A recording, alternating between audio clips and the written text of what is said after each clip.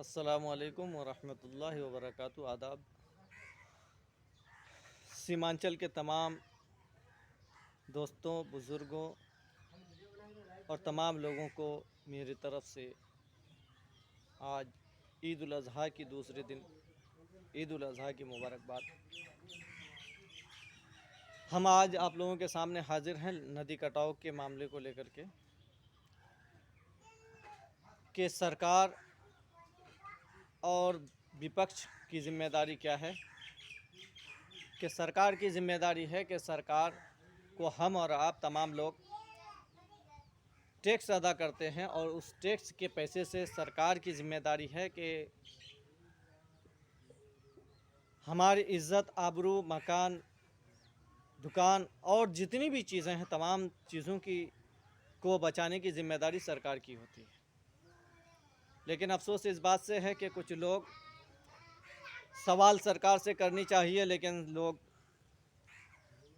विधायक से करते हैं। हम इस बात को से इनकार नहीं करते हैं कि विधायक से सवाल नहीं करनी चाहिए, बल्कि सवाल तो हर किसी से करनी चाहिए जो ज़िम्मेदार है, और जिस तबके के जो ज़िम्मेदार हैं तमाम लोगों से सवाल करनी चाहिए।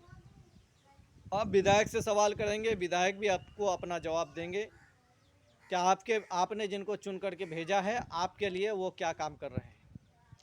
लेकिन उससे पहले आपको ये सवाल सत्ताधारी पार्टी एनडीए सरकार से करनी चाहिए, और ख़ास करके बिहार में 16 साल से मुख्यमंत्री बने बिहार के मुख्यमंत्री से ये सवाल करनी चाहिए कि मुख्यमंत्री जी, जब हम तमाम लोग आपको टैक्स अदा करते हैं तो हमारा गांव आज कोई 2021 में पहली बार नहीं कट रहा है, बल्कि ये नदी से घर के गाँव के ज़मीन के कटाव का मसला सदियों से चलता हुआ आ रहा है। लेकिन आपने 16 साल से क्या काम किया? अगर आप 16 साल से काम किए होते तो आज इस तरह के हालात न बने होते। आज लोगों के पक्के मकानात, लोगों के कच्चे मकानात, लोगों की ज़मीनें सैलाब, चाहे वो महानंदा से कटाव हो, डोंक से हो, चाहे कनके से हो, चाहे दास नदी से हो, चाहे वो परवान से हो, चाहे वो बकरा से हो, किसी भी नदी से कटाव अगर आज हो रहा है तो आज ये पहली बार नहीं है, बल्कि पीछे से ही ये सिलसिला चलता आ रहा है। लेकिन इस पर किसी ने ध्यान नहीं दी, ना ही आपके यहाँ के हमने जिनको चुना इससे पहले किसी ने भी यहाँ की बात जो है पूरी ताकत के साथ विधानसभा हो चाहे लोकसभा में हो उठाने की कोशिश नहीं की। हकीकत तो यह है, जहाँ लोगों ने अपने यहाँ की बातों को उठाने के लिए कोशिश नहीं की, वहीं पर यहाँ की सरकार इस क्षेत्र के साथ सौतेलापन आज से नहीं शुरू से करती आ रही है, चाहे वो सरकार किसी की भी रही हो। हम आते हैं टॉपिक पर कि आप विधायक से सवाल करते हैं, आपका विधायक अगर आपको जवाब नहीं देते हैं तो वो कसूरवार हैं। लेकिन आपने जिनको चुना है वो आपको आज से नहीं, जीतने के बाद से ही सरकार को चेताते हुए आ रहे हैं, और सरकार को बार बार मेमोरेंडम भी दे रहे हैं, और मीडिया के माध्यम से, सोशल मीडिया के माध्यम से, प्रिंट मीडिया के माध्यम से, इलेक्ट्रिक मीडिया के माध्यम से सरकार तक ये बातें पहुंचा रहे हैं कि हमारे इस क्षेत्र में क्या हो रहा है और आखिर यहाँ के लोगों को इस तरह की सज़ा क्यों दी जा रही है, यहाँ के लोगों को बचाने की कोशिश क्यों नहीं की जा रही। वहीं पर एक शख्स जो 29वें नंबर के बिहार प्रदेश के उपाध्यक्ष हैं जदयू से, वो उछल कूद के विधायक से सवाल तो ज़रूर करते हैं, लेकिन उनको ये समझने की ज़रूरत है कि सवाल विधायक से नहीं, बल्कि आप अपने मुख्यमंत्री, आप जिस पार्टी के 29वें नंबर के उपाध्यक्ष हैं, आप उस पार्टी के लीडर को पूछिए। आज आपके राष्ट्रीय अध्यक्ष जो हैं वो दिल्ली में केंद्रीय मंत्री बने हुए, आप खुद आपको जिसने एथोराइज किया बिहार प्रदेश के उपाध्यक्ष के रूप में, आप उनसे सवाल कीजिए। आज के डेट में वो केंद्र के मंत्री के रूप में आज वो मौजूद है। सवाल आप अपने मुख्यमंत्री से कीजिए कि आखिर इस क्षेत्र की बदहाली के मामले को लेकर के आप संजीदा क्यों नहीं हैं। उससे भी बड़ी बात कि आज अमौर में आकर के लोगों को वो बरगला रहे, गलत तरीके से लोगों को समझाने की कोशिश कर रहे हैं। लेकिन यहाँ के लोग समझदार हैं। अगर लोग समझदार नहीं होते तो आज यहाँ की जो आवाज़ बुलंदी के साथ, मजबूती के साथ उठाई जा रही है, ये असल जीता जागता सबूत है।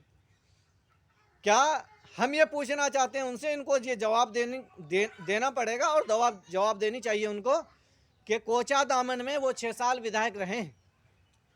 क्या कोचा दामन में जो कटाव है, क्या वहाँ के कटाव को इस 6 साल में उन्होंने, सरकार उनकी रही और सत्ताधारी पार्टी के वो विधायक रहे, कि आखिर अमौर बैसा को छोड़िए, आपने अपने विधानसभा के कटाव को रोकने के लिए क्या कदम उठाया? अगर आपने वहाँ के कटाव को ख़त्म कर दिया तो फिर आज आपके विधानसभा कोचा दामन में कटाव क्यों है? अगर आपके विधानसभा में आज के दिन में कटाव है तो आप यहाँ आकर के बांसुरी बजाते हैं और आप लोगों को गुमराह करते हैं। आपको अपने विधानसभा की जवाबदेह होनी चाहिए कि आपने 6 साल में वहाँ के कटावग्रस्त क्षेत्र को वहाँ पर जो गांव कट रहा है, खेत कट रहे हैं, उन कटावों को, उन चीज़ों को कटने से रोकने के लिए आपने अपनी सरकार से क्या प्रावधान किया और क्या आपने वहाँ पर बोल्डर पिचिंग करा दिए? अगर नहीं तो आप अमौर बैसा में आकर के लोगों को गुमराह मत कीजिए, बल्कि आप जवाब दीजिए कि अगर आप यहाँ पर आकर के बांसुरी बजाते हैं तो आप कोचा दामन में जाकर के जहाँ पर कटाव है वहाँ पर बांसुरी बजाइए और लोगों को बोलिए कि 6 साल रहे और 6 साल में हमने आप लोगों को बचाने में कोई काम नहीं किया और यहाँ के कटाव को रोकने में हम असफल रहे। ये आपको जाकर के बोलनी चाहिए।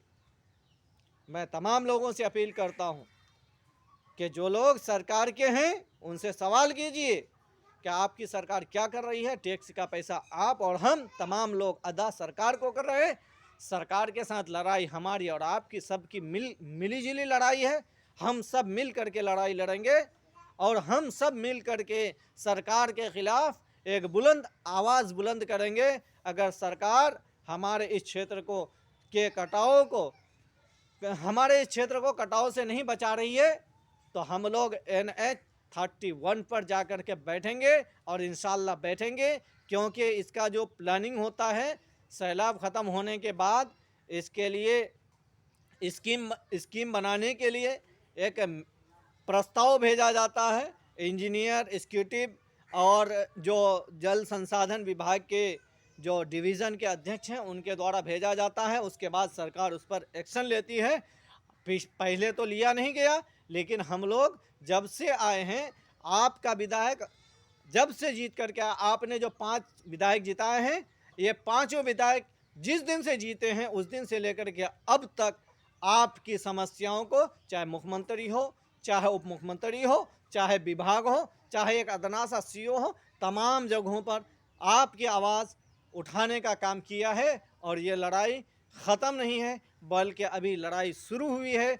और संघर्ष, संवैधानिक लड़ाई जो हमारा और आपका है, उस संविधान को मजबूती से पकड़ करके हम और आप लड़ाई लड़ेंगे, संघर्ष करेंगे और इंशाअल्लाह इस सीमांचल को तबाही से बचाने के लिए हर मुमकिन कोशिश करेंगे। अस्सलामु अलैकुम, आदाब, नमस्कार।